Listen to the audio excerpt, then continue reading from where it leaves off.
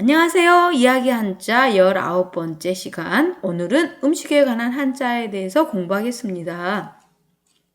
전설에 의하면 중국 사망 중의 하나인 수인씨가 불을 처음으로 발견하고 사람들에게 음식을 익혀먹는 조리법을 가르쳤다고 합니다. 불의 발견으로 음식 문화가 생겼겠죠. 음식 문화가 발전함으로 인해서 여러 가지 그릇도 생기고요.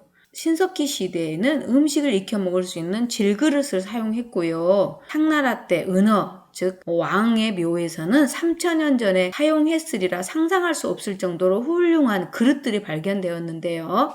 터키 옥을 박은 상아로 만든 큰 술잔, 동물의 뼈를 가공해 만든 스푼, 포크, 식사 때 쓸 수 있는 여러 가지 부장품들이 발견되었다고 합니다. 고대 중국의 청동기로 만든 세 발 달린 솥도 발견되었고요. 자, 여기 그림에 보면 각골 문자를 보면 밥그릇 모양이에요.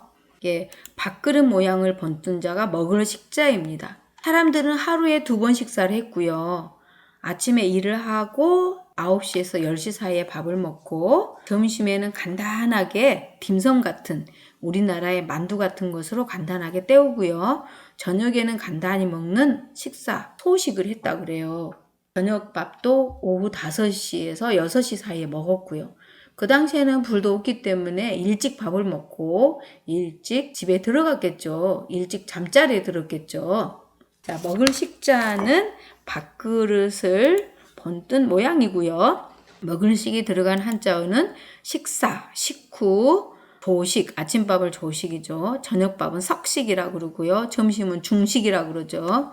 간식, 정식 밥이 아닌 식사 때와 식사 사이에 먹는 음식을 간식이라고 하죠. 밥 먹는 집을 식당이라고 하고요. 자, 여기 보이는 것은요. 위에가 곡식을 나타내요. 조, 귀리, 수수 이런 것들이 옛날에 곡식이라고 그랬죠. 이 곡식을 끓이면은 향기로운 냄새가 나요. 여러분 밥하면 밥 냄새가 향기롭죠. 배가 고플 때는 그게 얼마나 향기로워요. 옛날에는 더군다나 먹을 것이 부족했으니까 그 음식을 만들 때 밥을 할 때 무럭무럭 김이 나면 정말 향기로울 거예요. 여기에 보면은 벼를 나타냈고요. 곡식을 나타내고 벼화가 옛날에는 곡식이었잖아요. 여기 점점 2개가 있죠. 이 점은 무럭무럭 피어오르는 김을 나타내요. 이 위에 거는 곡식을 나타내고 이건 밥그릇이. 그래서 무럭무럭 피어오르는 그런 김과 그 곡식을 나타내서 향기롭다. 그래서 향기향이라고 했습니다. 그래서 밥그릇에 음식이 담겨있는 모양을 번뜬자죠. 밥을 막 해놓으면 무럭무럭 김이 나오죠. 자, 향기향자가 들어가는 한자어는 향기, 향수, 향신료, 분향소가 있어요. 분향소는 불사를 분자죠. 사람이 누군가가 돌아가시면 거기에 향을 피우잖아요. 그 향기롭게 한다 그래서 불사를 분 향기향 봐서 분향소라고 합니다. 향신료는 후추 같은 거죠. 음식에 넣어서 그 음식에 비린내가 가시지 않게 특유의 맛이 없게 하는 그 향기로운 뭔가를 넣은 것을 후추 같은 것을 향신료라고 합니다. 향수는 화장품이죠. 향기로운 냄새가 나는 것이고요. 사람들이 밥 먹으려고 모여 있죠.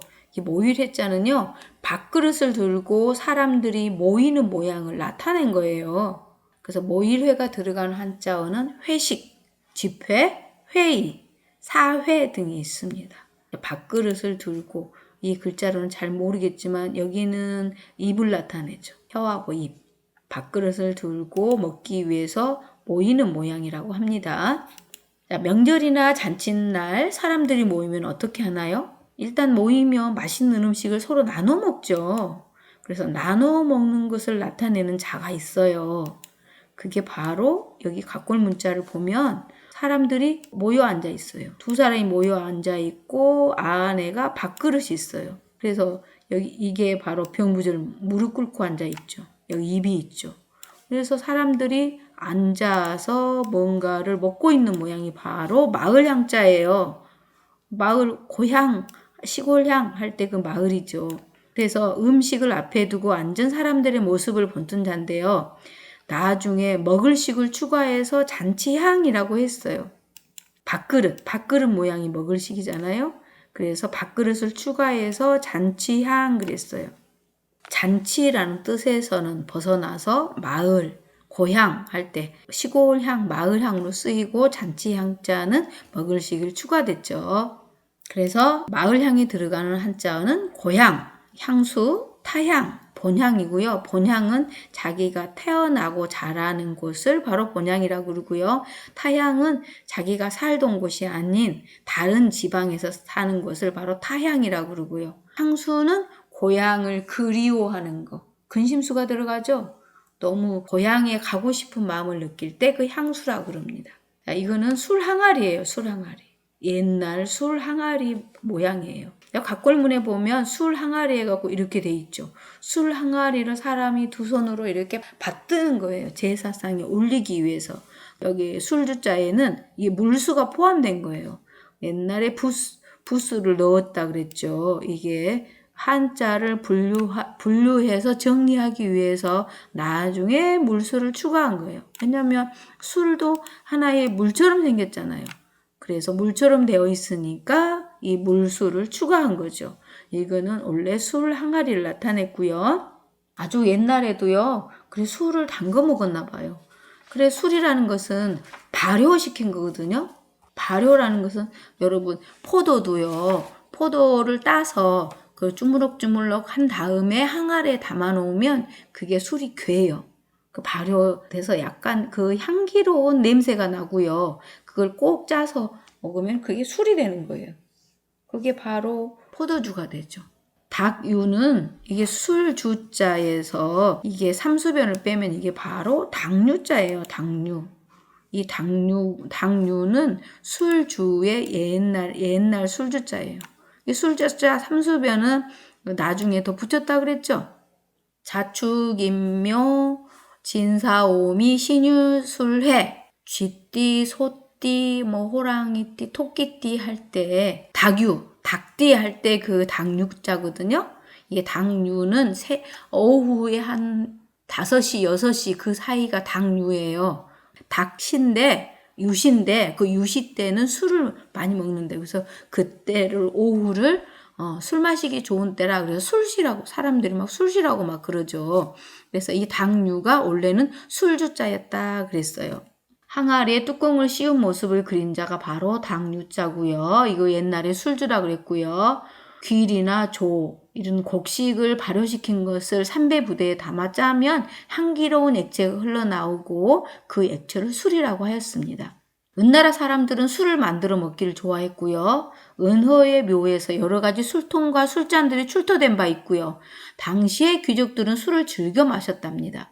은나라의 거랑은 연못을 만들어 연못 가득 술을 채워놓고 떠마셨대요. 나무에는 고기를 걸어두고 안주로 했다고요. 그래서 주지육림이라고 그랬어요. 술주, 모찌, 고기육, 수풀림 이런 고사성어도 있어요. 술은 약에도 쓰였어요. 여러분 요즘에 소독할 때 알코올로 소독하잖아요. 알코올 성분이 바로 술이에요. 그 술을 다시 정제를 하면 100% 알코올이 되는 거죠. 그래서 그 술주 당류자가 들어가는 건요. 의원의 의사, 의약품, 발효, 취하다 할 때, 취할치, 깰성, 실산에 다 이 당류가 들어가는 거예요. 자, 의원의 밑에 당류가 들어가 있죠? 이 부분이 바로 당류, 술주자예요. 옛날 술주, 의사할 때도 이게 들어가고요. 의약품 할 때, 고치르 할 때 이게 들어가겠죠. 발효, 술계를 발이에요. 술계를 발. 술이 부글부글 괴요. 발효가 된다 그러죠. 그래야지 바로 술이 돼요. 효도, 술 및 효 그러는데 이것도 발효가 되는. 술 및 효자도 이게 들어가죠. 당류자가 들어가죠. 이 당류가 옛날 술주, 취할치, 깰성, 깨는 것도 술에서 깨죠. 실산, 이렇게 막걸리를 그냥 계속 놔두면은요, 신맛이 돼요. 그 신맛을 계속 놔두면은 그게 바로 식초가 돼요. 옛날 식초는 다 막걸리로 만들었어요. 그래서 산성, 알칼리성 할 때 실산자 있죠? 산성할 때. 그걸 바로 이 당류, 술주가 들어간다니까요. 재밌죠? 음주, 술주, 양주할 때 술주 들어가고요. 소주, 소주는요, 막걸리 같은 것을 다시 이제 끓여요. 끓이면 거기 중류가 되잖아요. 수증기가 나오죠. 그 중류한 액체를 소주라고 합니다. 탁주는 막걸리를 탁주라고 그러고요. 탁주는 약간 흐리죠. 그래서 흐릴탁이 들어가죠. 그런데 중류한 술은 굉장히 맑아요. 그래서 소주는 맑아요. 탁주는 흐리고요. 제주, 제사 때 사용하는 술을 제주라고 합니다. 고기죠? 고기육이에요. 고기육. 고기육을 만든 게 바로 이게 육다롤이라고 그러죠. 그래서 이 고기육자하고 이 육다롤하고는 같다라고 얘기했죠. 아주 옛날에는 이렇게 썼어요.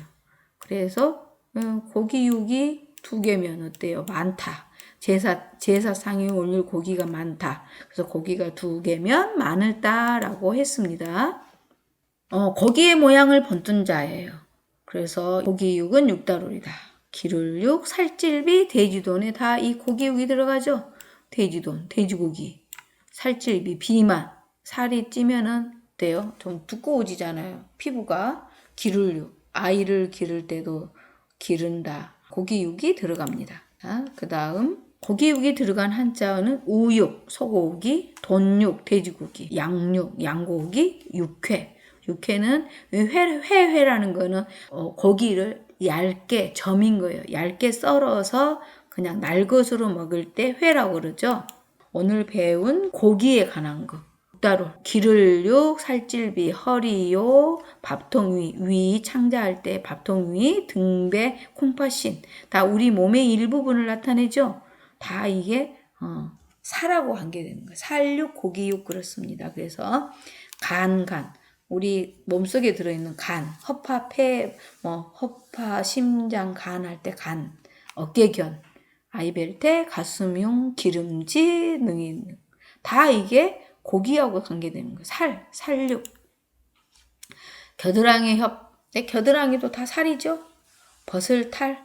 옷을 벗으면 어때요? 살이 보이죠? 입술도 고기죠. 썩을 부. 살이 썩어. 그 생선을 잡아서 놔두면 썩잖아요. 부패되죠. 살이 썩는 거죠. 샘선, 갑상선 할 때 선이에요. 샘선. 이것도 살로 돼 있죠. 창자도 살이죠. 자, 마늘단 아까 설명했죠. 고기가 많다. 하나가 아니고 2개 이렇게 많을 때 제사에 올려진 희생의 고기가 다른 때보다 많다. 물건이 많다 할 때 쓰이는 자입니다. 마늘다가 들어간 한자는 다수결, 다소, 다량, 과다, 다정 할 때 쓰고요. 자, 오늘 배운 한자는 먹을식, 향기향, 모일회, 마을향, 시골향, 술주, 고기육, 마늘다였습니다. 그래서 이 고기육이 들어간 거는 또는 육다롤이 들어가는 것은 전부 다 살 또는 고기하고 관계가 있다. 이렇게 생각해 두면 한자 이해가 쉽습니다. 자, 오늘은 이야기 한자 19번째 음식에 관한 한자였습니다. 다음 시간에는 무기. 전쟁터에 나가려면 꼭 무기가 있어야 되죠? 그래서 전쟁, 무기와 관련된 한자를 공부하겠습니다. 한자는 사물의 모습을 본떠 만든 상형자입니다. 자, 머릿속 이미지로 그려가는 한자 공부. 이야기로 쉽고 재미있게 공부하는 이야기 한자 교실. 다음 시간에 또 만나요.